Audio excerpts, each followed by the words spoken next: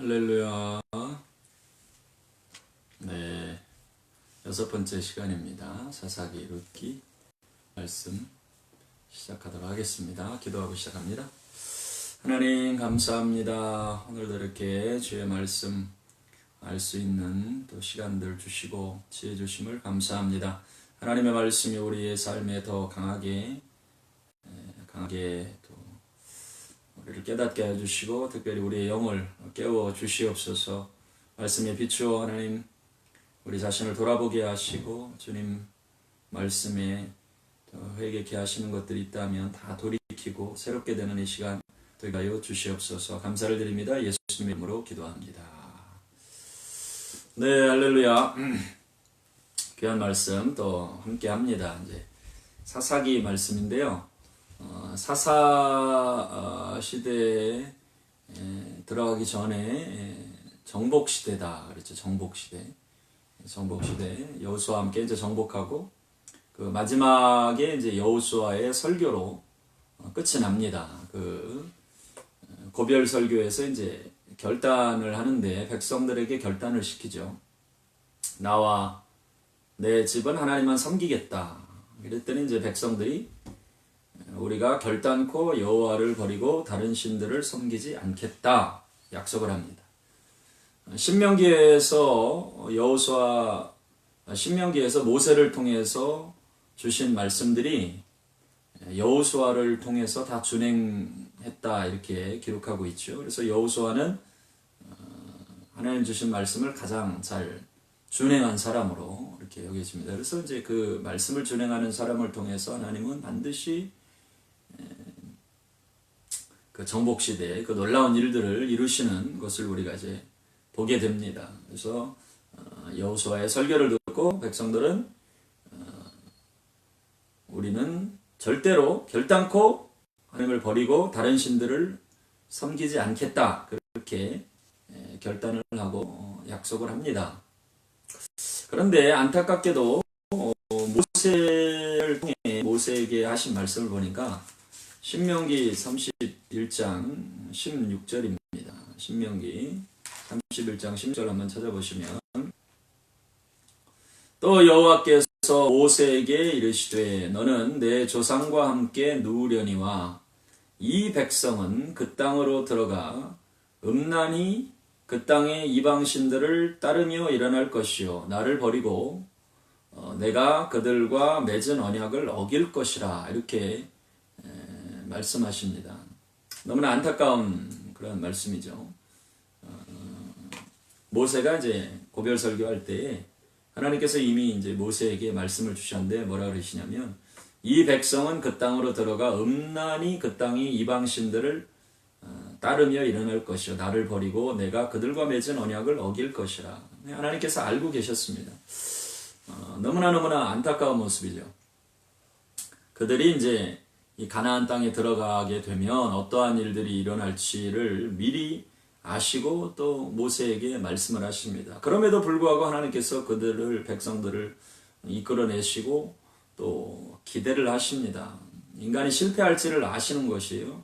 그래서 하나님은 이미 창세기에서부터 그 실패한 민족, 실패한 백성들을 위해서 구원의 길을 예비하고 계시죠. 그래서 온전한 대제사장 또 예수 그리스도께 오시면 그들을 이제 온전히 죄로부터 구원하실 그 계획을 창세기에서부터 이제 가지고 계시는 것입니다. 어쨌든 이 이스라엘 백성들은 이제 가나안 땅에 들어가게 되면 그 영적인 전쟁을 해야 되는데 싸워서 이겨야 되는데 여호수아가 살아있는 동안에 또 그 장로들이 있는 동안에는 승리하지만 그 이후에 불과 이제 한 세대가 지나고 나서 그 다음 세대가 됐을 때 실패하게 됩니다. 그래서 사사기를 보면 이제 이스라엘 백성들이 얼마나 계속해서 실패하느냐 이 실패의 역사들을 보게 되죠. 사사기 말씀으로 이제 한번 들어가 보시면요. 2장 10절 말씀을 보도록 하겠습니다. 사사기 2장 10절 그 세대의 사람도 다 조상들에게로 돌아갔고 그 후에 일어난 다른 세대는 이렇게 되죠. 그 후에 일어난 다른 세대는 여호와를 알지 못하며 여호와께서 이스라엘을 위하여 행하신 일도 알지 못하였노라. 너무너무 안타까운 말씀입니다. 여호와를 알지 못하였다. 또 여호와께서 이스라엘을 위하여 행하신 일도 알지 못하였다. 이 일을 하나님께서 미리 경고하시죠. 너희들이 이제 신명기 6장에서 너희들이 그 땅에 들어가서 좋은 것 먹고 배부를 때 너희들이 짓지 않은 집, 그 좋은 집에 살게 될 때 절대 하나님 잊지 마라. 마음이 교만해지지 마라. 그렇게 경고하시는데 안타깝게도 경고하신 대로 돼요. 했는데 여호와를 알지 못했다. 너무너무 안타까운 일이죠. 여호와께서 행하신 일도 알지 못했다. 자, 그러면 알지 못했다 그러면 왜 알지 못합니까? 가르쳐주는 사람이 없어서 그렇죠. 그러면 가르쳐야 할 책임이 있는 사람이 누구예요? 제사장들과 레위인 그리고 부모 세대죠. 그래서 신명기 6장 다시 여러분 기억해 보시면 부지런히 가르쳐라. 부지런히 가르쳐라. 손목에도 미간에도 집 문설주에도 다 새겨서 말씀 가르쳐라. 절대로 배부르게 될 때 잊지 마라. 이렇게 하셨음에도 불구하고 실상은 사사기 2장 10절의 말씀에 보니까 여호와를 알지 못했다 이렇게 되어 있어요. 다음 세대가. 그리고 여호와께서 이스라엘을 위하여 행하신 일도 알지 못했다. 그러니까 알지 못한 게 문제예요. 알면 돌이킬 수 있는데, 그러니까 하나님이 우리에게 지금 우리가 말씀을 자꾸 배우고 하는 이유는 뭡니까? 알기 위해서예요. 하나님의 뜻을 알기 위해서. 지식이 없으면 망하니까. 하나님을 제대로 섬기기 위해서 우리가 하나님의 말씀을 자꾸 알려고 하는 것이죠.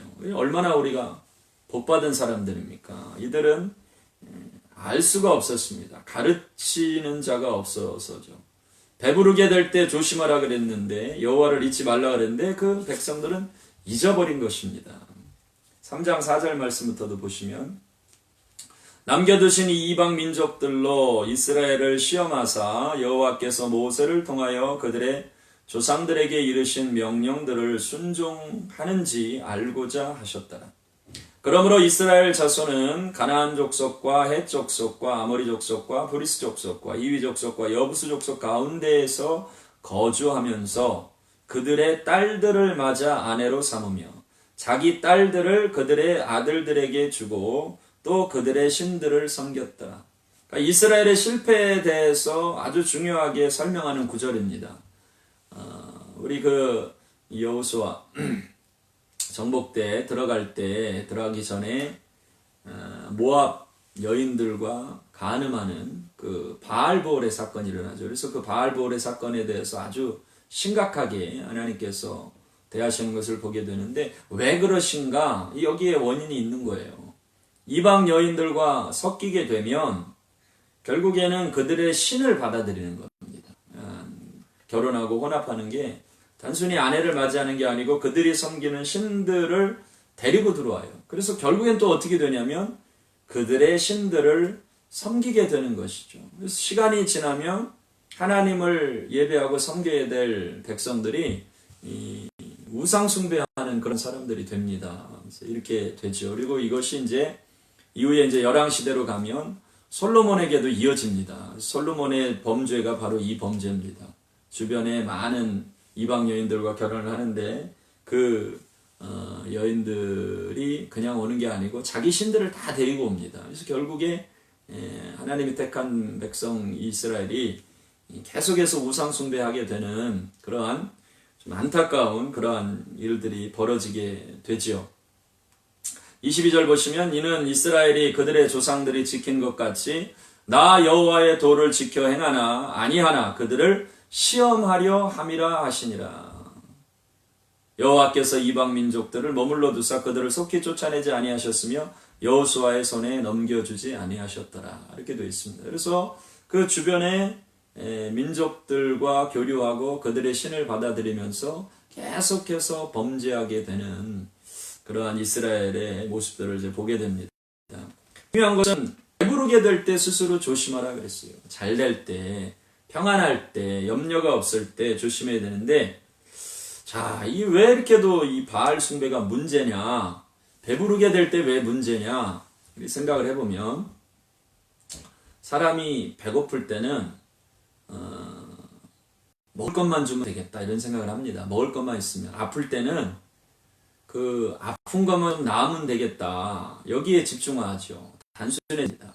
그러니까 이스라엘 백성들도 광야에서 힘들고 어려운 삶을 살 때는 야, 우리 좀 먹을 것만 있으면 너무너무 감사하고 행복하겠다 이렇게 생각을 하죠. 주변에 대적들이 막 일어날 때는 이 대적들, 이 적군들만 어떻게 해결이 되면 살만하겠다 이럽니다. 그런데 주변에 대적들이 잠잠게 돼요. 좋은 집에 거주하게 돼요.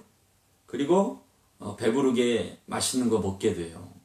그러면 사람들이 공통적으로 하는 말이 있습니다. 그게 뭐예요? 심심하다, 심심하다. 아이들도 요즘 자주 그런 말 하죠. 심심해. 뭐 재밌는 거 없어. 그래서 사람들이 재밌는 걸 찾아요. 근데 문제는 그 당시에 이제 가나안 땅이 바알과 아세라죠. 바알이 남신이고 아세라가 여신인데 이스라엘의 하나님을 섬기는 제사는 우리 레위기에서 나눴지만 가면 다 피냄새가 나는 그런 제사입니다. 하여튼 거룩하게 해야 되고 또 죄 한 번 지면 그 죄를 씻기 위해서 양이든 소든 잡아가지고 그렇게 해야 돼요. 그러니까 이 세상적인 관점에서 볼 땐 그렇게 재밌는 일이 없습니다. 자, 그런데 이 바알과 아세라는 하나님께서 바알과 아세라를 섬길 때 성경에 보면 음란히 섬겼다 그러죠. 음란하게 섬겼다. 그러니까 지금 이 하나님을 향한 제사와는 완전히 다릅니다. 뭐 예를 들면 이제 배부르고 좋은 집에서 사람들이 심심한데 이 사람들 어떻게 지내나 좀 바알 아세라 섬긴다 그러는데 한번 구경이나 가볼까 이럴 수 있죠. 근데 이제 가면 넘어가는 거예요. 왜냐면 그 제사는 완전히 음란합니다. 그래서 그 신전에 예전에 이제 보면 여사제들이 있습니다. 여제사장이 있는데 바알과 아세라는 기본적으로 풍요와 다산의 신이에요. 그래서 성전 제사를 드리러 가면 그 드리러 간 남자들이 성전에 여사제들과 성행위를 하는 거예요. 그러고 돌아오는 게 제사입니다.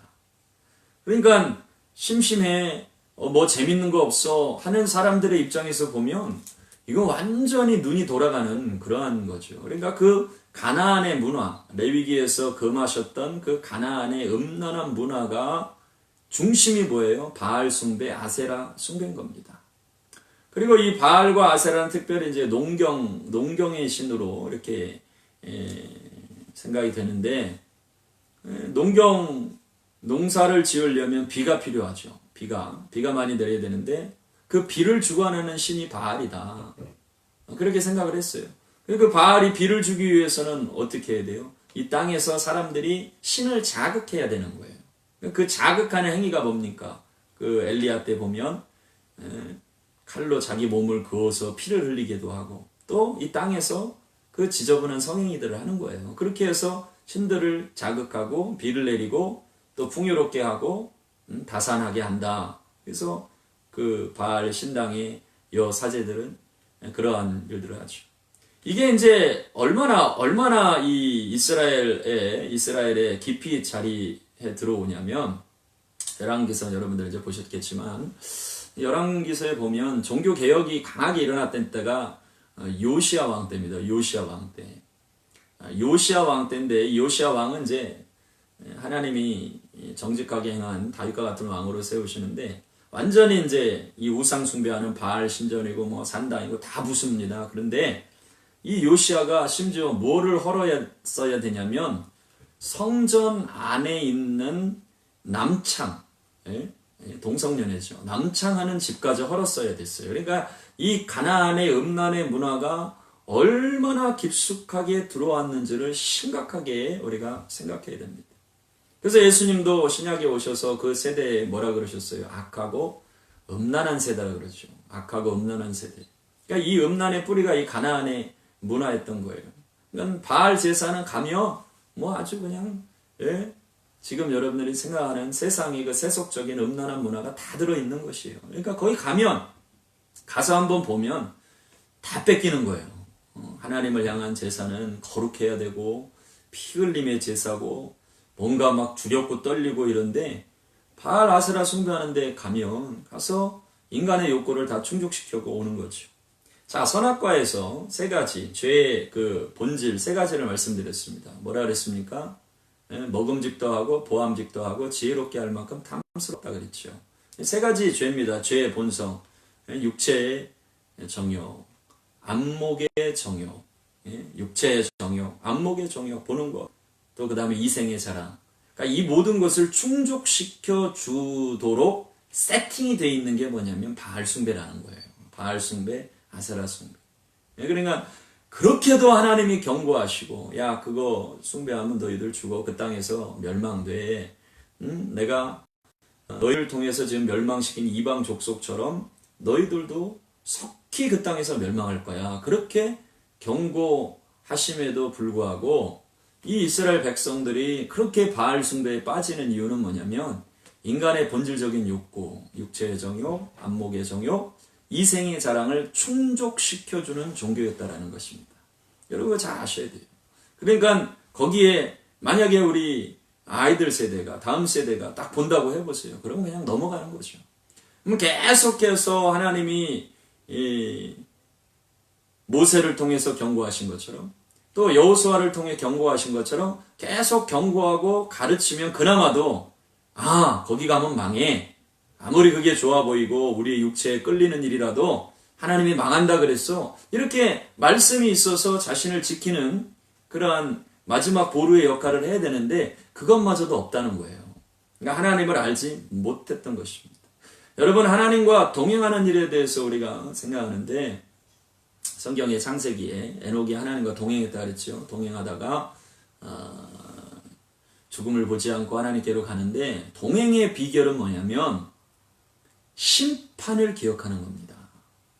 에녹은 하나님께서 무드셀라를 통해서 이 땅에 심판이 있는 것을 알려주셨어요. 알게 됐다 이 말이에요.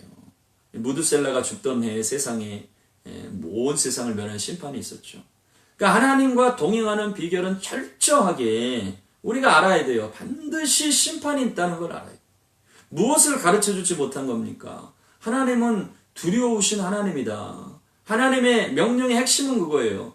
하나님은 절대 복잡하게 말씀하시지 않았어요. 모세를 통해서도 그렇고 여호수아를 통해서도 그렇고 너희가 우상 숭배하면 망한다.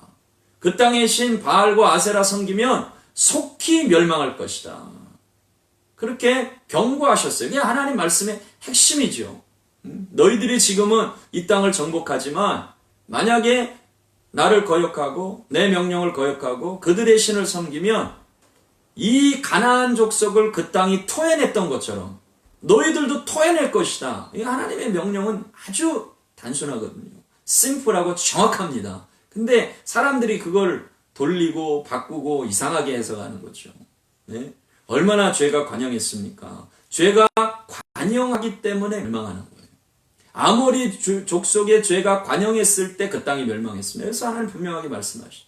그럼 이걸 가르쳐줘야 돼요. 우리 자신에게도 이거를 가르쳐줘야 되는 거예요. 자녀들에게 하나님 없이 살면 망하고 죽는 거죠. 영원한 멸망이죠. 지옥이죠. 형벌이죠. 이걸 가르쳐줘야 돼요. 그걸 가르쳐주고 깨달아야 돼요. 알게 해줘야 됩니다.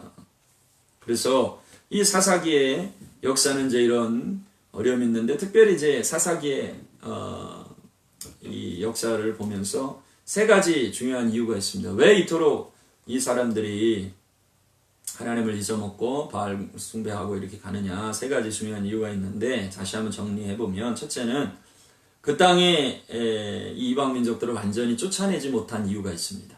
하나님 다 멸하라 그랬는데 쫓아내지 못해요. 그래서 그들이 함께 살아요. 그러다 보니까 결국에는 그들과 결혼하고 또 그들의 신이 들어오는 것입니다. 거룩이라고 하는 것은 완전하게 끊어내는 거예요. 끝까지 승리해야지 적당한 선에서 타협해서는 우리가 이길 수가 없습니다. 여러분 죄를 쉽게 보면 안 돼요. 미혹과 유혹을 쉽게 생각하면 안 돼. 에이 뭐 한 번 괜찮지, 한두 번 괜찮지. 아이 뭐 믿음의 사람 그 정도는 이겨야지. 안 그렇습니다. 사단은 우리를 넘어뜨릴 때까지 공격합니다. 그러니까 완전히 순종하고 완전히 구별되고 하나님 앞에 지키지 않으면 이길 수가 없는 것이에요. 그러니까 다 쫓아내지 못한 이유가 있고, 두 번째는 아까 말씀드린 대로 이 부모 세대가 자녀 세대를 제대로 가르치지 못한 거예요. 그렇게 하나님께서 신명기 말씀을 통해서 가르쳐라, 제대로 가르쳐라, 말씀 가르쳐라, 배부르게 될 때 특별히 가르쳐라 했는데, 하나님 알지 못한 것은 그 다음 세대가 1세대가 가고 나니까, 하나님의 행하신 일을 기억하는 세대가 가고 나니까 그 다음 세대는 하나님의 행하신 일을 전혀 알지 못하는 거예요. 그건 우리의 책임이죠. 우리가 잘못하면 우리 다음 세대도 마찬가지입니다. 우리 세대 하나님 앞에 정말 철저하게 회개하고 가르치고 예배하고 하지 못하면, 한 세대가 가고 나면 그 다음 세대는 그냥 망하는 것입니다. 예? 예. 그래서 우리가 정신을 차리고 정말로 하나님 앞에서 진짜 신자가 되어야 됩니다. 알고게 되어야 됩니다. 여러분, 진짜인 증거들이 뭐 많이 있겠지만, 진짜 하나님의 백성, 성경을 통해 볼 때는 하나님을 제대로 믿고 아는 사람은 하나님을 경외했다 그랬어요. 두려워했다 그런 겁니다. 두려움이 있어야 돼요. 심판에 대한 두려움, 죄에 대한 두려움, 죄와 싸우되 피 흘리기까지 싸울 줄 아는 그런 두려움이 우리 가운데 있어야 이 가나안 땅이, 가나안의 문화가 지배하는 이 세상에서 승리할 수 있는 거예요. 그럼 이때만, 사사시대만 가나안의 문화가 지배한 게 아니고, 지금도 여러분, 우리 가운데 얼마나 가나안의 문화가 강력합니까? 지금은 뭐 안방에까지 들어와 있죠. 예? 이 미디어를 통해서. 그러니까 얼마나 무서운 세대를 우리가 살고 있는지 몰라요. 싸워야 됩니다. 그리고 승리해야 될 줄 믿습니다.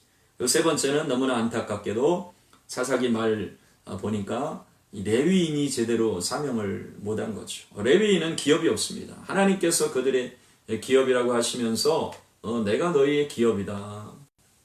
내가 너희의 기업이다 그랬죠. 내가 너희의 기업이다 그러면서 레위인은 이제 그 땅이 없습니다. 분배한 땅이 없이 그들이 각 지파에 흩어져 살면서 그들을 제대로 인도할 그런 사명이 있었는데, 이 레위인이 사명을 제대로 못합니다. 그것은 이제 이따가 뒷부분에서 한번 같이 나누어 보도록 하고요.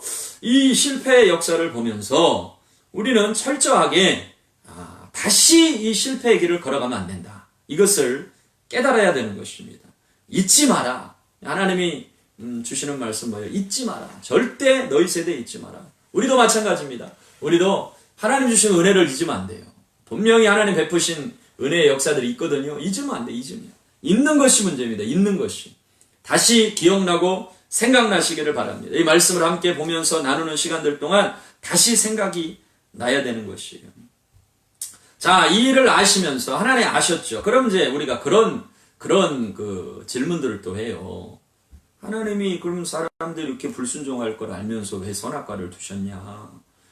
가나안 땅에 들어가면 이렇게 그들의 문화를 받아들일 줄 알면서, 그 음란한 제사를 받아들일 줄 알면서 하나님이 그냥 두시냐? 이렇게 얘기하시는데, 분명하게 오늘 성경에서 말씀하고 계시죠. 이르신 명령들을 순종하는지 알고자 함이었더라. 이르신 명령을 순종하는지 알고자 함이었더라. 뭐예요? 그 백성들이 스스로 순종하기를 원하시는 거예요. 그래서 그 가운데도 정말로 하나님의 말씀대로 행하는 자들이 있는지 없는지 여부를 보기를 원하시는 거예요. 그러한 사람이 일어나기를 보고 계신 거예요. 아무리 어두워도, 그 시대가 아무리 어두워도 그 가운데 정말로 하나님의 말씀 하나 붙들고 생명같이 여기고 달려가는 사람, 그 한 사람이 일어나기를 기다리고 계신 거예요. 그럼 사사시대에 그런 사람이 누굽니까? 바로 룻이죠. 룻. 룻과 같은 사람이 일어나기를 기다리고 계시는 거예요. 이것은 어느 시대나 마찬가지입니다. 창조시대부터, 아브라함 때부터, 노아 때부터 계속 이어져 나가죠. 그러니까 그런 한 사람이 일어나기를 원하시고, 하나님은 지금도 그런 한 사람을 통해서 하나님의 나라를 이루어 가시는 거예요. 왜 하나님 안 막아주십니까? 왜 하나님 그대로 두십니까? 주님은 순종하는 자들이 자발적으로 하나님을 사랑해서, 온 마음을 다해서 하나님을 사랑해서 순종하는 사람, 그 한 사람이 일어나기를 지금도 기다리고 계신 줄로 믿습니다. 자, 그래서 우리는 이 바알과의 싸움, 육체의 정욕, 안목의 정욕, 이생의 자랑과의 싸움에서 반드시 승리해야 될 줄로 믿습니다. 자, 사상의 이제 전체적인 역사를 보면 배교가 일어납니다. 우상 숭배하죠. 그러면 이제 하나님의 진노가 있어요. 하나님의 심판이 임합니다. 이제 심판이 임할 때는 주변의 민족들을 일으키시죠. 혹시 지도가 있으신 분들은 성경에 이제 지도를 한번 살펴보시면 사사시대 가나안 땅에 그 요단강 위에 이제 갈릴리에서 요단강 흘러서 사해바다가 있죠. 그래서 요단 동편이 있고 요단 서편이 있습니다. 요단 서편이 메인랜드죠. 요단 동편에 두 지파 반, 루벤, 갓, 므낫세 반 지파가 자리하고 있어요. 그럼 이제 그 오른쪽으로 주변 민족들이 있습니다. 주변 민족. 그래서 모압과 암몬과 에돔 족속이 있죠. 그리고 그 밑에 이제 미디안 족속이 있고 11개의 역사지만 그 위쪽에 북쪽으로 가면 갈릴리 북쪽에 아람 군대가 있습니다. 아람. 그리고 메소포타미아라고 이제 사사기에 이제 되어 있고요. 그다음에 이 서편 요단 서쪽에 해변가로 지중해에 붙어 있는 그 해변가로 블레셋이 있습니다. 블레셋. 그리고 이제 그 밑으로 더 내려가면 아말렉이 있고요. 그래서 이 주변에 민족들이 있고 더 왼쪽 이제 저 밑으로 내려가면 애굽이 있죠. 그러니까 이렇게 이제 주변에 민족들이 있어서 이스라엘이 이제는 불순종할 때 하나님께서 분명히 말씀하셨죠. 레위기 말씀에서도 말씀하시고 이스라엘이 가나안을 정복하는 것은 그들의 가나안 민족에게 봐서는 그들에게 심판이에요. 그런데 이제 반대로 만약에 너희가 가나안의 그 죄를 따라가면 이제는 그 남겨진 민족들로 하여금 너희를 연단하고 또 심판 가운데 들어가게 한다 말씀하셨죠. 그래서 이제 성경에 보면 그 주변 민족 모압, 암몬, 블레셋 또 위에 아람 군대, 미디안 이런 사람들이 일어나는 것을 우리가 보게 됩니다. 그래서 하나님의 진노가 있어요. 그 민족들을 일으키셔서 이스라엘을 심판하십니다. 대적자들이 일어납니다. 그리고 이제 아주 오랫동안 압제를 당해요. 이 압제를 당할 때는 뭐가 돼요? 노예가 되는 거예요. 노예가. 자, 하나님의 백성이 하나님의 뜻대로 살지 못하니까 이방 민족의 노예가 돼요. 노예로 살아요. 이건 애굽 시대하고도 똑같죠.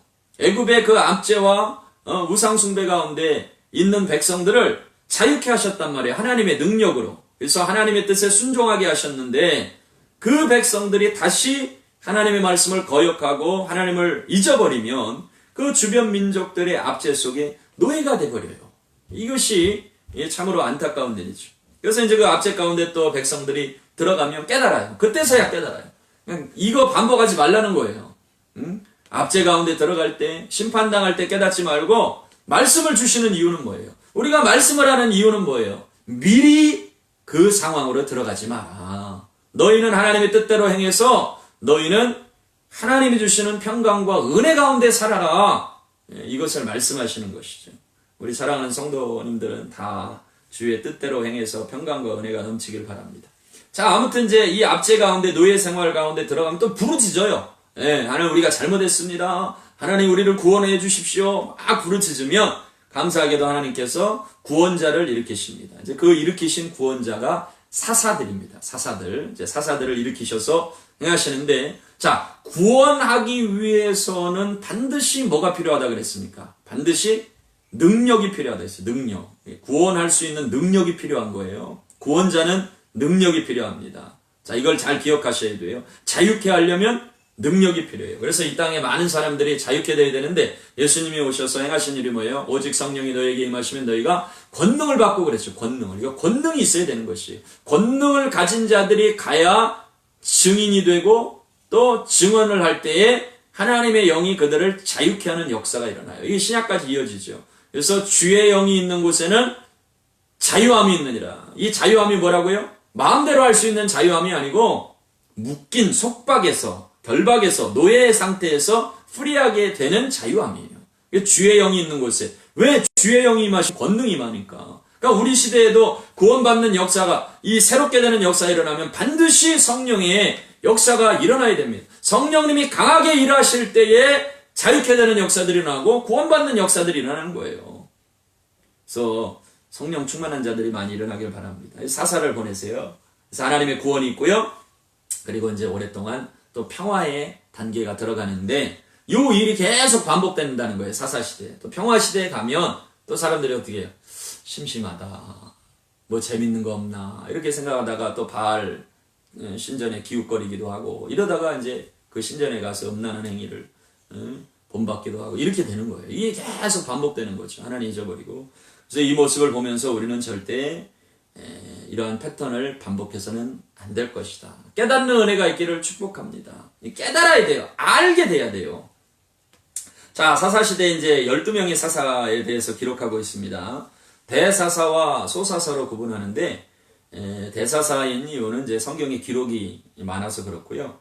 소사사라고 하는 사람들은 이제 잠깐 이제 언급이 되고 있습니다. 대사사라고 이제 기록된 6사람의 사람들을 이제 보면, 온니엘, 에훗, 드보라, 기드온, 입다, 삼손 이렇게 되어 있습니다.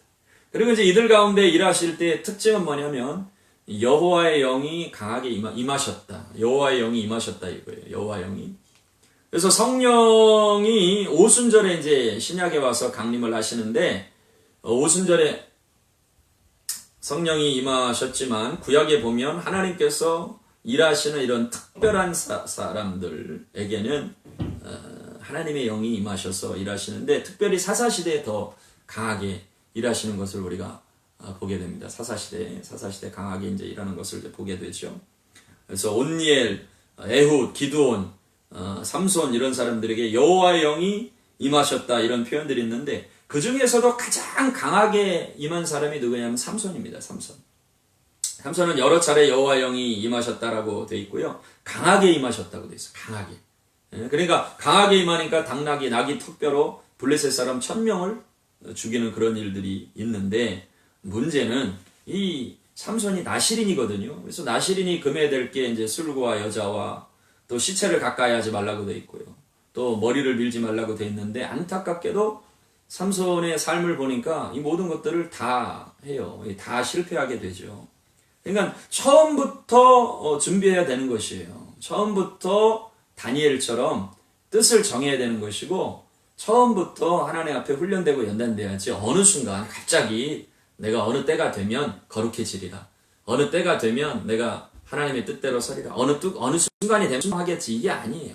지금부터 지금 하나님의 말씀을 깨닫게 해주시는 때부터 더 순종하고 집중하고 하나님의 뜻대로 행하는 자들이 돼야 될 것입니다. 아무튼 이제 이 사사들을 통해서는 하나님의 영이 강하게 임하셔서 역사하시는 것을 보게 됩니다. 그러니까 하나님의 영이 강하게 임하시니까 그들에게 없던 능력이 나타나는 거예요. 그래서 능력이 나타나니까 그 이방인들의 압제에서 하나님께서 사용하시는데 뭐 한 사람 한 사람 보면 인간적인 실수도 많고요. 참 부족하고 연약한 사람들인데 하나님의 영이 임하셔서 구원자로 사용하시는 것을 보게 됩니다. 재밌는 건 이제 에훗은 베냐민 지파인데 왼손잡이라고 기록이 되어 있죠. 근데 그 베냐민 지파의 뜻이 뭐냐면 오른손의 아들들이라는 거예요. 오른손의 아들들 일어나라 이러는데 하나님 또 왼손잡이를 사용하시죠. 예? 입다 같은 경우도 기생이 길르앗에게 낳은 아들인데 그래서 잡류들이 많이 모였는데 하나님은 또 이 사람을 통해서 일하시는 거예요. 하나님의 영으로 충만케 하셔서 기드온도 마찬가지죠. 기드온도 미디안 이제 침략해가지고 꼭 추수 때가 되면은 이제 추수가 때가 되면 와가지고 다 뺏어가지 않습니다. 그러니까 노예가 된 백성의 삶이 이래요. 주님이 채우시고 공급하시고 당당하게 살아야 되는데 하나님 거역하고 우상숭배하니까 그게 좋아서 거기에 잠깐 한순간의 미혹에 빠져서 자기의 삶을 드리니까 미디안이 추수 때마다 와서 뺏어가는 거예요. 그러니까 이게 사단이 하는 일입니다. 하나님의 백성들이 하나님의 뜻대로 살지 못하면 어떻게 해요? 추수 때마다 와서 약탈해 가요.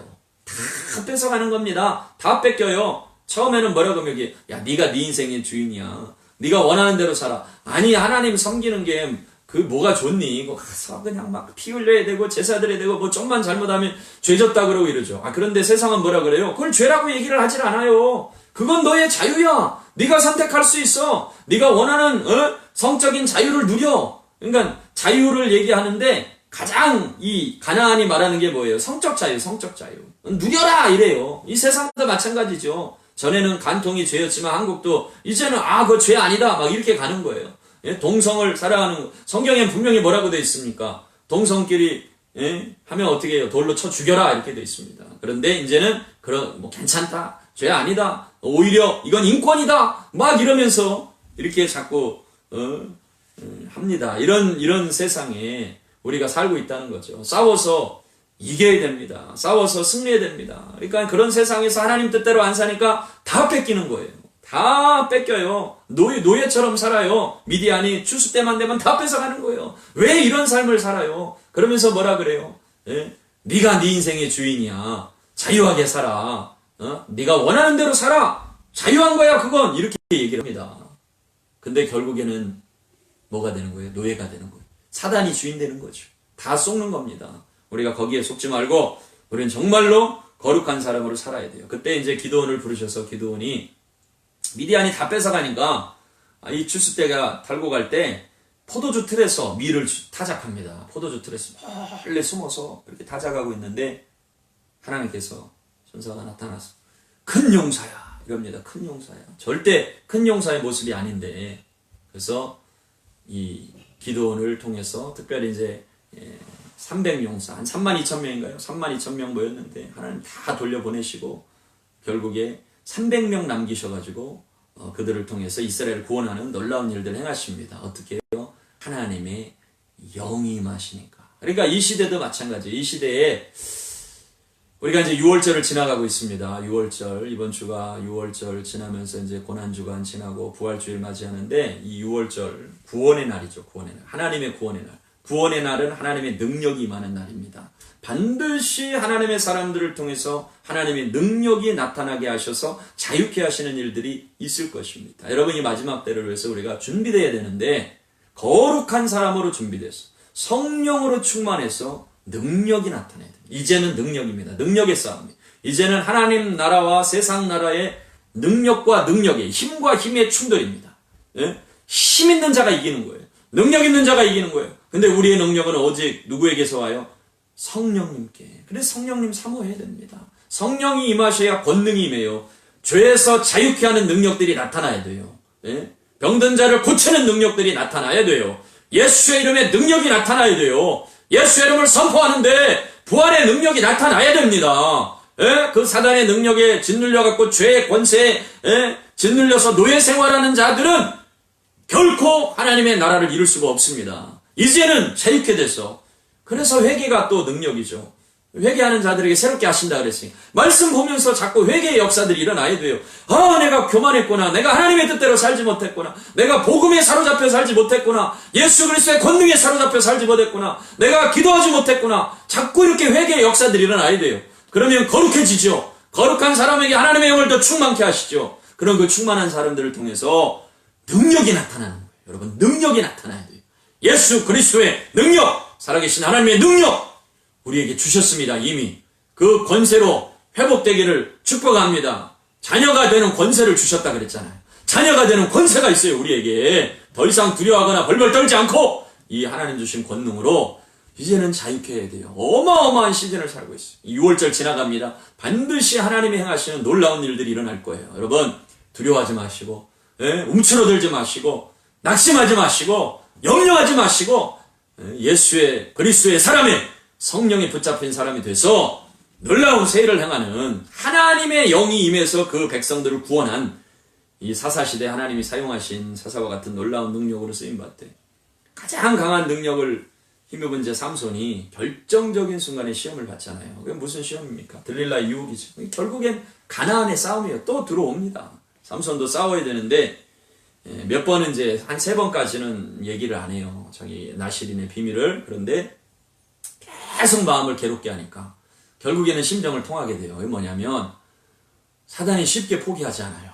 여러분 이거 잘 아셔야 돼요. 한두 번 이겼다고 괜찮다 이렇게 방심하지 말아야 됩니다. 교회가 마찬가지. 이제는 교회가 싸워야 됩니다. 싸우는 교회가 돼야 됩니다. 성도도 마찬가지. 싸우는 성도가 돼야 되는데 한두 번 싸우고 이겼다 이렇게 방심하면 안 됩니다. 반드시 여러분 반드시 우리가 끝까지 싸워야 됩니다. 끝까지 싸워서 승리해야 됩니다. 요셉같이 하나님과 동행했던 요셉과 같이 내가 하나님 앞에 득죄할 수 없다. 그래서 말씀을 통해서 우리를 깨닫게 해주시길 바랍니다. 자, 그렇게 이제 6명의 사사들의 이제 역사가 있고요. 사사기 마지막 부분에 이제 보면 두 가지 중요한 사건이 나오는데 18장 또 19장에 대해서 두 가지 중요한 사건을 이제 보면서 레위인의 이야기입니다. 레위인의 이야기. 자, 사사시대의 실패의 원인으로 이제 이 레위인이 사명을 제대로 못했다 그랬죠. 미가의 신상 이야기가 나오는데 은 1,100을 아들이 숨겨가고 훔쳐가고 다시 찾았는데 야, 그거 찾았다고 또 어머니가 좋아해가지고 여호와께 복받겠다 그래요. 하여튼 이 사사시대의 모습을 한마디로 말하는 게 뭐예요? 그 시대에 왕이 없으므로 사람들이 자기 소견에 옳은 대로 행하였다 이것입니다. 다시 찾은 것을 가지고 신상을 만들면서 여호와께 복받겠다 그래요. 근데 이제 그러한 와중에 유다 지파에 속한 청년 레위인이 오늘 만나는데 그 사람을 자기 가정의 또 제사장으로 삼습니다. 그 레위인은 또 좋다 그래요.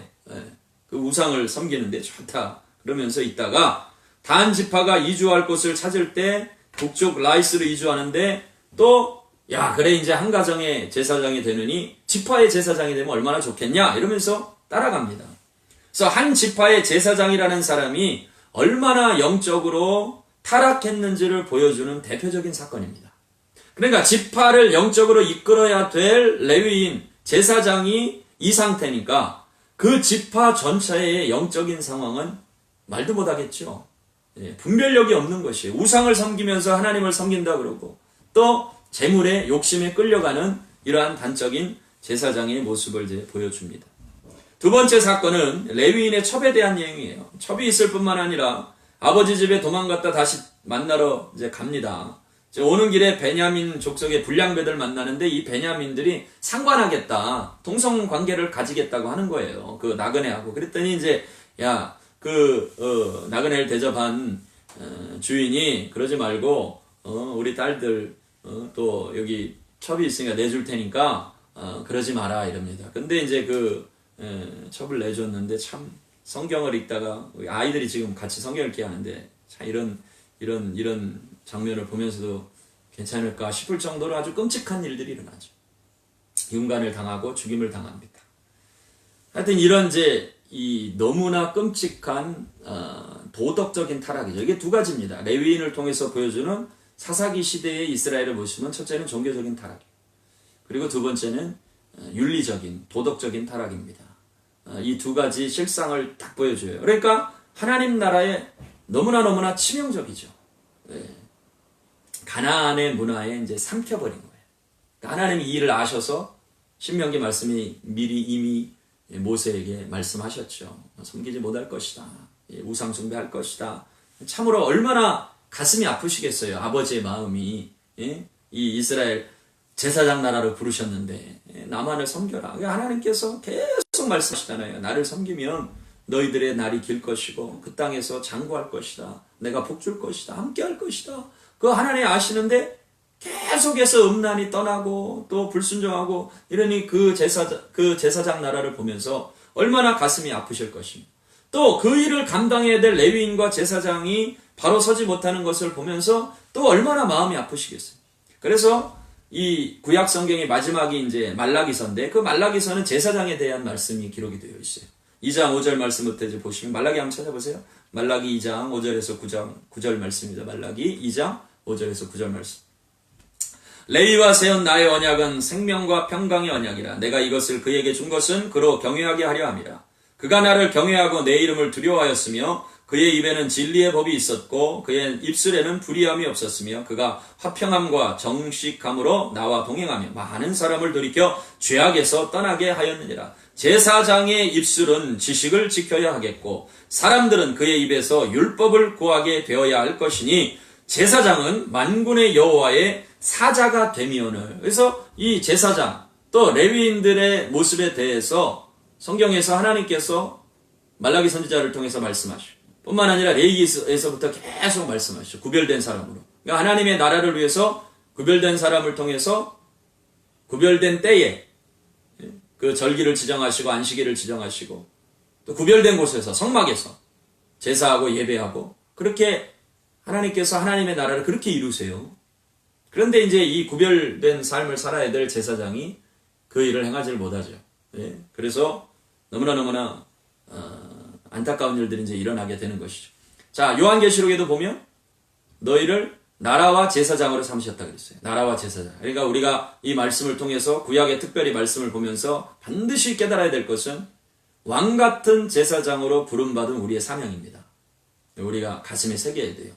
너희는 왕 같은 제사장이요, 거룩한 나라요. 이 말씀이 무엇인지 완전히 여러분들이 확실하게 아셔야 됩니다. 나는 이제 이후로 하나님이 나를 그렇게 부르셨으니까, 예수 그리스도의 피로 나를 나라와 제사장으로 삼으셨다고 하셨으니까, 나라와 제사장이죠. 나라와 제사장으로 삼으셨다고 하니까 그 사명을 이제 알고 우리가 그 일을 행해야 됩니다. 그 일을. 자, 그런데 8절부터 보면 너희는 옳은 길에서 떠나 많은 사람을 율법에 거스르게 하는도다.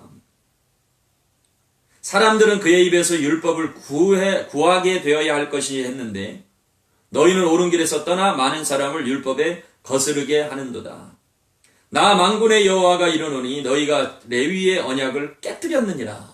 언약을 깨뜨렸다.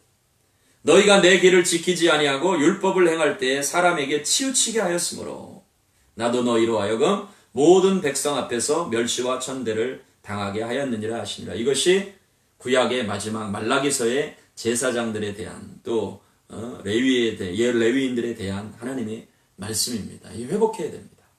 회복해야 돼요. 그래서 이것을 완전하게 회복하시고 본을 보이신 분이 누구예요? 예수 그리스도시죠.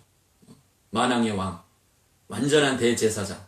그분께서 십자가의 죽으심으로 단번에 속죄의 제사를 드리시고 주님께서 이루셨죠. 우리는 그분의 길을 따라가는 사람들이에요.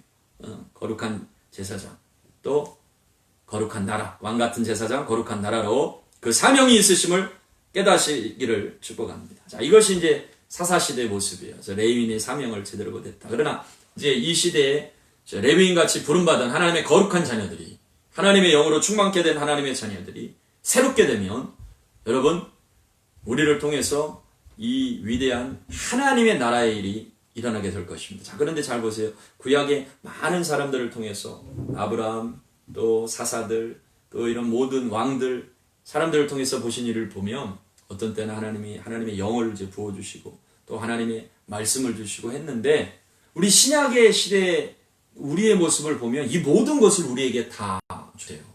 네? 하나님의 성령을 부어주시고 또 완성된 66권의 말씀을 주시고, 그러면서 너희는 왕같은 제사장이라. 그리고 또 더 놀라운 일은 예수 그리스도께서 하나님 보좌 우편에서 우리를 위해서 기도하시고, 그러니까 우리는 이 모든 하나님의 말씀이 말씀하는 그 모든 축복을, 영적인 축복을 다 받는 사람들이에요. 이걸 우리가 깨달아야 돼요. 이걸 알면서도 아무런 능력도 없고 그러면 안 됩니다. 여러분, 깨어나야 됩니다.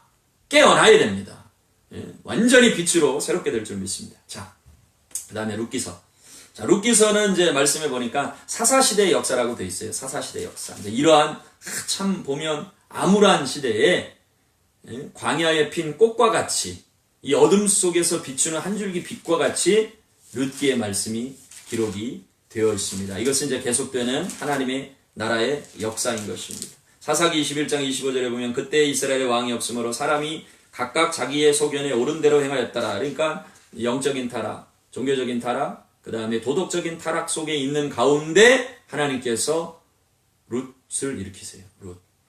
룻. 자, 어떻게 이제 사용하시는가? 짧은 성경이지만 너무나 위대한 하나님 나라의 이제 역사가 기록이 되어 있는데, 룻은 보세요. 1장 1절부터 보시면 사사들이 치리하던 때에, 보세요. 사사들이 치리하던 때에 그 땅에 흉년이 드니라 이렇게 되어 있죠.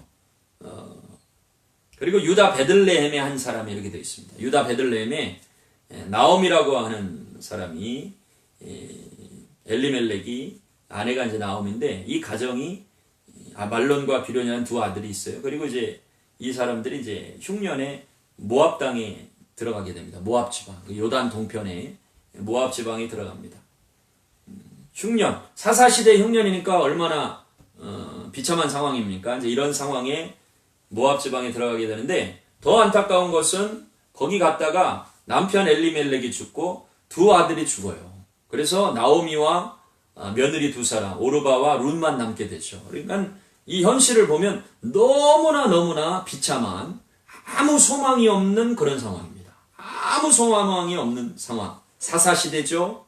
흉년 들었죠. 그래서 모압 땅으로 피신 갔는데 그 피신 간 모압 땅에서 남편 죽고 아들 둘 죽고 며느리밖에 안, 모압 여인 며느리들밖에 안 남은 이런 상황이 된 거예요. 그러니까 인간적으로 보면 절망 중에 절망입니다. 어둠 중에 어둠이고요. 이런 아무 소망이 없는 상황에 나오미가 뭐 며느리들까지 고생할 필요는 없으니까 너희들은 이제 돌아가라 그렇게 얘기를 했는데 안 돌아간다고 하다가 이제 오르바는 어머니의 말씀을 좇아서 이제 돌아가는데 이 룻이 끝까지 시어머니를 따라갑니다. 시어머니를 따라가는데 뭐라고 얘기하는지 이제 이게 위대한 고백이에요. 16절 한번 보시죠. 룻이 이르되 내게 어머니를 떠나며 어머니를 따르지 말라고 돌아가라 강권하지 마옵소서. 어머니께서 가시는 곳에 나도 가고 어머니께서 머무시는 곳에서 나도 머물겠나이다. 어머니의 백성이 나의 백성이 되고 어머니의 하나님이 나의 하나님이 되시리니. 자, 어찌됐든 이 룻은 어머니와 사는 동안에 어머니의 하나님을 알게 됐는데 룻이 믿음으로 고백하는 위대한 고백이 어머니의 백성이 나의 백성이 되리라 하는 이 고백입니다. 어머니의 하나님이 나의 하나님이 되고 어머니의 백성이 나의 백성이 된다. 자, 하나님의 나라를 이루는 하나님의 나라의 백성으로 싸우는 두 가지 중요한 방법, 비결에 대해서 계속 반복해서 얘기하죠. 요한계시록에 보면 We will overcome by the blood of the Lamb and the word of our testimony. 그래서 우리는 승리한다. 무엇으로요? 예수 그리스도의 보혈의 피로. 그리고 또 한 가지는 성도들의 증언의 말씀으로. 이 증언의 말씀으로 승리한다. 우리의 증언으로. 성도의 증언이 이와 같이 중요하죠. 그래서 여기 룻이 이 증언을 하는 거예요. 어머니 하나님 나의 하나님 되고 어머니 백성이 나의 백성이 되리라. 내가 끝까지 따라가겠다. 쫓아가겠다. 어머니를 통해서 그 어머니 하나님을 알게 된 거예요. 근데 이런 사람들이 이제 몇몇 사람이 있습니다.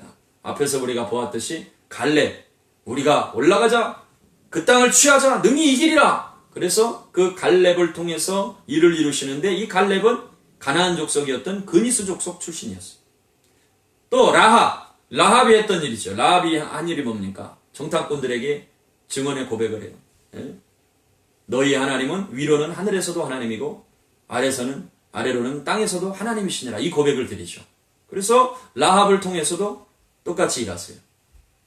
마찬가지로 룻도 마찬가지. 이 증언의 고백이 있는 거예요. 증언의 고백. 이게 너무너무 중요합니다. 그래서 성도의 증언이 테스티모니가 너무 중요해요. 간증이 너무너무 중요합니다. 믿음으로 행하는 이 간증을 통해서 하나님이 역사하신단 말이에요. 여러분들이 아셔야 돼요. 이게 얼마나 중요합니까? 성도의 증언, 간증. 반드시 있기를, 믿음의 고백이 있기를 축복합니다.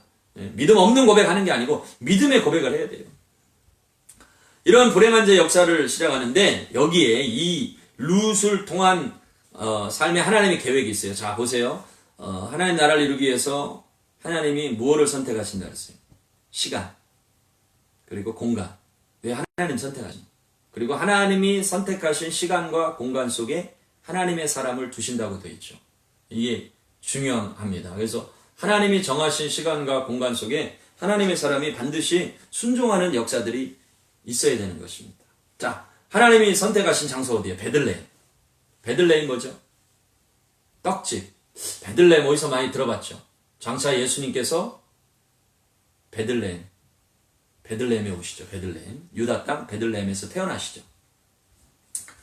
자, 그럼 이제 하나님이 이제 정하신 시간들인데 그거를 이제 좀 설명을 드릴게요. 그래서 이 룻은 나오미를 따라서 옵니다. 나오미를 따라서 이제 왔는데 아무런 소망이 없죠. 사람들이 이제 보고 야 나오미 아니냐 그랬더니 나를 나오미라 부르지 마라. 나를 마라라 부르라. 나오미는 기쁨 환이라는 뜻인데 마라는 괴로움이라는 뜻이죠. 얼마나 괴롭겠습니까? 아무 소망이 없어요. 이제 이 나오미에게 남은 것은 룻밖에 없어요. 룻. 예, 그런데 이 룻이 순종의 여인입니다. 순종의 여인. 모함 여인이지만 자 순종의 여인. 자 하나님이 정하신 때 한번 보지요. 22절 말씀 보면 룻기 1장 22절 말씀에 보시면 나오미가 모압 지방에서 그의 며느리 모압 여인 룻과 함께 돌아왔는데 그들이 보리 추수 시작할 때에 베들레헴에 이르렀더라. 이 성경이 다 이유가 있어서 기록하는 거죠. 보리 추수 시작할 때 장소는 베들레헴. 베들레헴은 떡집, 장차 이제 예수 그리스도께서 태어나실 그 장소인데, 보리 추수 시작할 때 뭐냐면 절기하고 관련해 보면 처음 추수하는, 곡식 추수하는 때에 절기를 지켜라 한 것이 초실절입니다. 초실절. 6월절, 무교절, 세 번째 초실절. 초실절. 그래서 이 초실절은 보리 추수하는 시기예요. 보리 추수하는 시기. 이 초실절 시작되는데 혹시 기억나시나요? 초실절은 무엇을 의미한다 그랬어요? 예수님의 부활. 부활의 첫 열매 되신 예수 그리스도를 의미한다. 그러니까 그 부활의 때에, 우리도 이제 이번 주에 부활주를 맞이하죠. 부활의 때에 하나님의 계획은 이 모압 여인 룻을 통해서 하나님의 나라를 이루어가는 어마어마한 계획을 베들레헴에서 세우셨어요. 이게 하나님의 계획이에요. 하나님의 계획인데, 인간적인 모습으로는 어떻게 해야 돼요? 룻은 자기 백성에게로 돌아가야 돼요. 어머니를 따라갈 아무런 이유가 없어요. 그냥 하나 본 거예요. 어머니의 하나님. 그리고 믿음으로 고백하는 거예요. 어머니의 백성이 나의 백성이 될 것이다. 라합도 똑같았죠. 40년 전에 홍해물을 가르게 하신 일을 들었어요. 그리고 지금 시온과 오객에서 행한 일을 들었습니다. 그리고 믿는 거예요. 너희의 하나님은 상천하지 하나님이다. 너희의 하나님은 상천하지 하나님이다. 이 믿는 거예요. 이 믿음의 고백이 인생을 바꾸고 운명을 바꿉니다. 자, 우리의 삶도 마찬가지예요. 우리 가운데 지금 믿음의 고백이 있다면 우리의 삶의 남은 생애는 달라질 것이에요. 우리의 남은 여정은 완전히 달라질 것이에요. 우리를 통해서 하나님의 놀라우신 새 일들을 이루어내실 것입니다. 여러분 믿음을 가지시기 바랍니다. 우연히 온 것 같아요. 우연히 어머니를 따라서 베들레헴에 온 것 같아요. 그런데 하나님의 계획이 있었어요. 하나님의 정하신 때 초실절에. 그리고 베들레헴에. 장차 예수 그리스도께서, 만왕의 왕이신 예수 그리스도께서 태어나실 그곳에 이 룻이라고 하는 모압 여인을 통해서 하나님의 계보를 이어가기를 원하신 거예요. 그래서 이 기록을 남긴 거예요. 시대는 어느 시대입니까? 사사시대예요. 어둠의 때예요. 많은 사람들이 자기 소견에 오른 대로 행해요. 그런데 룻은 자기 소견에 오른 대로 행하는 것이 아니고 하나님께서 주신 감동, 지금 우리 표현으로 하면 성령의 감동을 따라서 어머니의 하나님을 따라가고, 성령의 감동을 따라서 어느 어머니의 백성이 나의 백성이 되는 고백을 하는 것입니다. 이제 갔는데 이때 이제 하는 일이 뭡니까? 뭔가를 해야죠.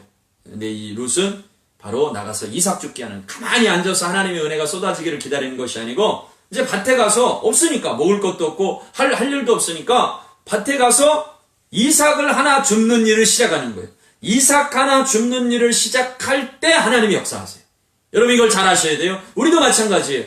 위대한 하나님의 나라의 역사에는 무엇부터 시작하는 거예요? 내 삶에 주어진 작은 일에 순종하기 시작할 때 하나님이 그것을 보시고 일하시는 거예요.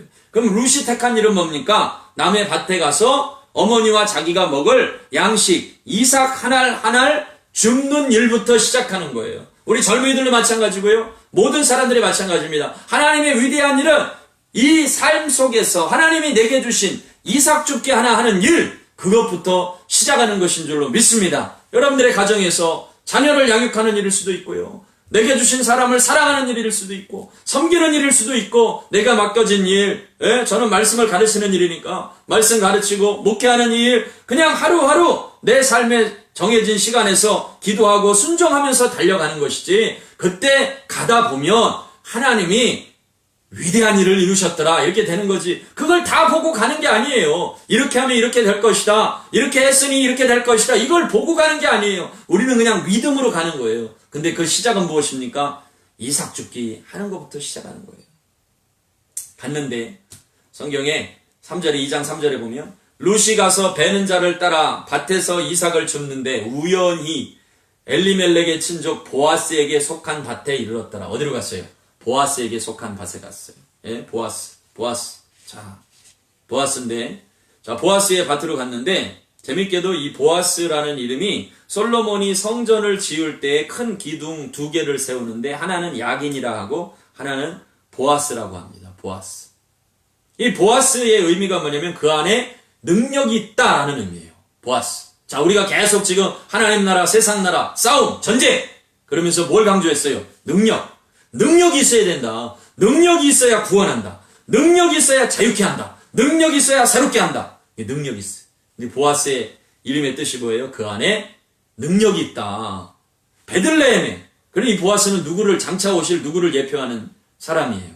그리스도를 예표하는 사람으로 또 룻기에서 보여주는 거죠. 예.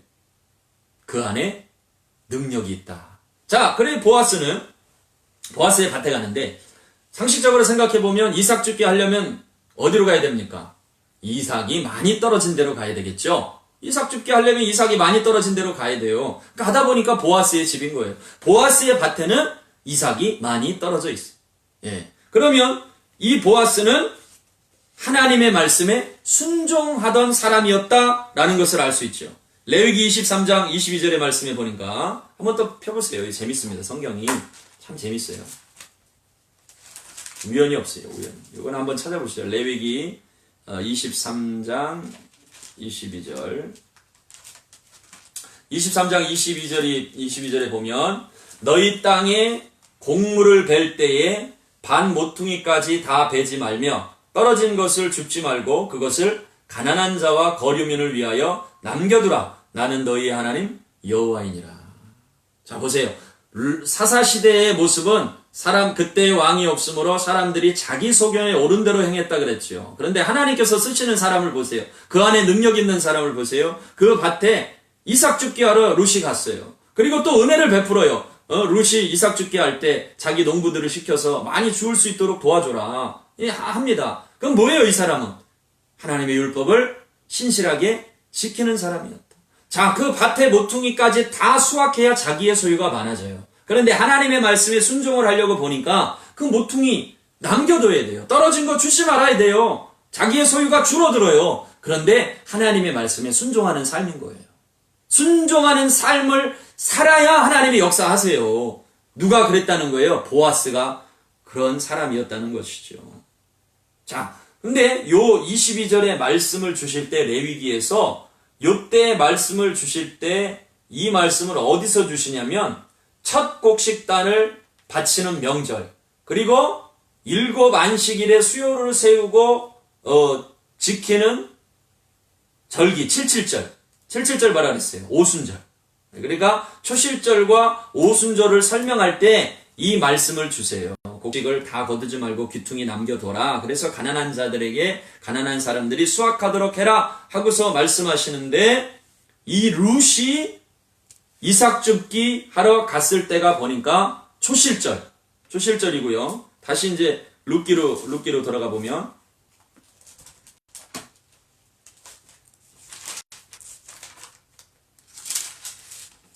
초실절에 이제 때 시작을 하는데요. 23절, 2장 23절 한번 봅니다. 언제까지 하는지. 2장 23절 보니까, 2장 23절 말씀 보니까, 이에 룻이 보아스의 소녀들에게 가까이 있어서 보리추수와 밀추수를 마치기까지 이삭을 주우며 그의 시어머니와 함께 거주하니라 이렇게 되어 있죠. 그래서 초술절에서부터 7 안식일을 지나서 오순절이 됩니다. 77에 49 오순절. 오순절 날은 뭐죠? 성령 강림. 성령 강림이 임하신. 그러니까 이 예수님의 부활, 초실절, 부활을 의미하는 초실절과 7 안식일, 완전한 안식이 지나가서 오순절, 77에 49, 50. 이 오순절 사이에 룻이 이삭 죽기를 하고 있었다는. 그래서 보리와 밀을 같이 심어도 밀이 이제 늦게 수확이 된대요. 그래서 대략 제 보면, 그래서 이 오순절의 시기는 이 밀추수를 마치는 시기가 되는 거예요. 보리를 먼저 추수해서 밀 수확을 다 하게 되면 이 완전한 안식, 추수 때가 되는데 그때가 바로 오순절 성령 강림일이 되고요. 이 룻은 언제 이삭 죽기를 하고 있어요?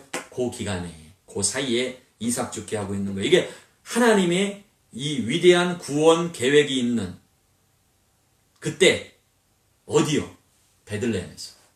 베들레헴은 장차 예수 그리스도께서 오실, 만왕의 왕이 오실 그러한 곳인 거죠. 그러니까 하나님의 나라가 결코 우연이 없어요. 예?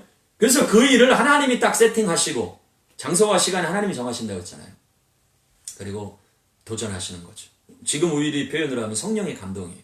룻에게 성령의 감동이 있어서 어머니를 따라가야 될까 말 것인가. 그래 이제 다시 내 민족에게로 돌아가서, 자기 민족은 누구예요? 모압 민족이죠. 모압에게로 돌아가서 다른 사람을 만나서 모압 사람을 살 것이냐, 아니면 불안하고 알 수 없는 미래지만 이 하나님을 믿는, 여호와 하나님을 믿는, 참신을 믿는 어머니를 따라가서 새로운 인생, 알 수는 없지만 무언가 위대한 인생, 하나님 나라의 삶을 살 것이냐, 성령의 감동이 있었단 말이에요.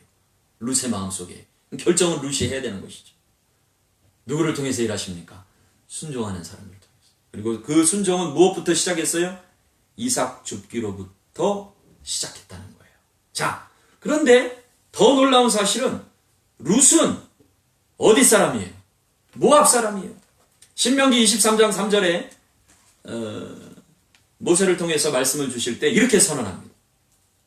암몬 사람과 모압 사람은 여호와의 총회에 들어오지 못하리니, 아예 그냥 하나님께서 말씀으로 딱 선언하세요. 암몬 사람과 모압 사람은 여호와의 총회에 들어오지 못하리니 그들에게 속한 자는 10대뿐 아니라, 10대가 지나가도 10대뿐 아니라 영원히 여호와의 총회에 들어오지 못하리라. 이렇게 아예 선언을 하고 있어요. 그리고 또 모압 여인은 운명적으로 뭐예요? 네? 민수기에 바알보올의 사건. 그 모압 여인 때문에 이스라엘 백성들이 어마어마하게 죽었거든요. 그러니까 모압 여인은 안 좋은 부류죠. 네? 너희들 때문에 우리가 죽었어. 하나님의 심판이 있어서, 이런 운명을 가진 사람이에요. 그리고 그 모압 여인은 절대 여호와의 회중에 들어오지 못하는 운명적으로 그런 사람이 된 것이. 그런데 자, 믿음으로 선포합니다. 어머니의 하나님이 나의 하나님. 이게 또 위대한 거예요. 어머니의 백성이 나의 백성이 된다. 나의 백성이. 그 백성이 어머니가 된단 말이에요. 이 얼마나 위대한 고백입니까? 자기는 이 고백이 사실은 모르죠. 이게 얼마나 앞으로 장차 위대한 고백이 될지 룻은 잘 몰라요. 그런데 믿음으로 이 고백을 한 거예요. 성경에 한번 보세요, 이제. 그래서 룻기의 결론이 족보죠. 룻기의 결론이 룻기 4장 말씀에 보면 18절에 베레스의 계보는 이러하니라. 베레스는 헤스론을 낳고 헤스론은 람을 낳고 람은 암미나답을 낳고 암미나답은 나손을 낳았고 나손은 살몬을 낳았고 살몬은 보아스를 낳았고 보아스는, 자, 보아스하고 이제 결혼하죠, 룻이. 보아스는 오벳을 낳았고 오벳은 이새를 낳고 이새는 다윗을 낳았더라. 모압과 암몬 사람은 절대 여호와의 회중에 들지 못하게 된다 그랬는데 이 룻의 순종, 룻의 고백을 통해서 룻은 다윗의 증조 할머니가 되는 그러한 놀라운 변화를 경험을 합니다. 여러분, 이거 어마어마한 일이죠. 예? 어머니의 백성이 나의 백성이 되겠다. 그러니까 왕의 계보에 들어가는 거예요. 그냥 이스라엘 백성의 족보에 들어가는 정도가 아니고 장차 예수 그리스도께서 태어나실 왕의 계보에 들게 되는 이 놀라운 은혜와 영광을 룻이 있게 됐습니다. 이게 사사시대에 일어난 일이고요. 베들레헴에서 일어난 일이고요. 하나님의 정하신 시간, 그 초실절과 오순절, 예수 그리스도의 부활과 또 장차 성령이 오시는 하나님의 어떤 계획 가운데 있는, 이 구원의 계획 가운데 있는 이때에 하나님께서 룻을 통해서 이 일을 행하시죠. 그때 사사기의 모습은 왕이 없으므로 사람들이 다 자기 소견에 오른 대로 행합니다. 그럼 이 시대는 어때요? 이 시대도 마찬가지죠. 다 자기 소견에 오른 대로 행하죠. 자기 원하는 대로 행하죠. 자기가 바라는 대로 행하죠. 자기 욕심, 자기 생각을 쫓아 행하고 자기 감정을 쫓아 행하고. 예? 그래서 가나안의 문화가 충만한 이 시대예요. 왜 하나님이, 우리가 룻기를 보면서 무엇을 깨닫습니까? 룻은 자기의 환경을 탓하지 않았어요. 자기의 운명을 탓하지 않았어요. 자기가 처한 상황을 탓하지 않았어요. 다만 하나님 주시는 감동, 그 감동을 쫓아서 믿음으로 어머니를 쫓아갔고 그 믿음의 고백을 드렸습니다. 그리고 그곳에서 또 순종하는 마음으로 이삭 줍게 한 거예요. 그랬더니 하나님께서 그 안에 능력이 있는 그리스도의 예표가 되는 보아스, 그 사람을 만나게 하셨고 이 하나님의 계보에 들게 하는 이 위대한 일을 이루게 하셨습니다. 그러면서 우리에게 도전하시는 거예요. 너희는 너희가 사는 시대에 사사시대라고 탓하고 있는, 주변 사람들이 다 자기 소견에 오른 대로 행한다고 너희도 그렇게 살겠니? 또 심심하다고 저 바알의 문화 속에 찌들어 살겠니? 하나님 우리에게 물으시는 거예요. 과연 이 시대에 나를 위해서 이 위대한 하나님의 나라를 이룰 사람이 누구냐? 누구냐? 물어보시는 거예요. 우리 말씀 듣는 모든 저와 여러분들이 이 룻과 같이 주변의 환경과 상황과 내가 처한 그러한 운명을 탓하는 삶이 아니라 말씀으로 이렇게 딱 규정하셨지만 이 말씀조차 뛰어넘는, 그래서 위대한 왕의 계보에 들어가는 이러한 사람으로 살아야 되지 않겠습니까?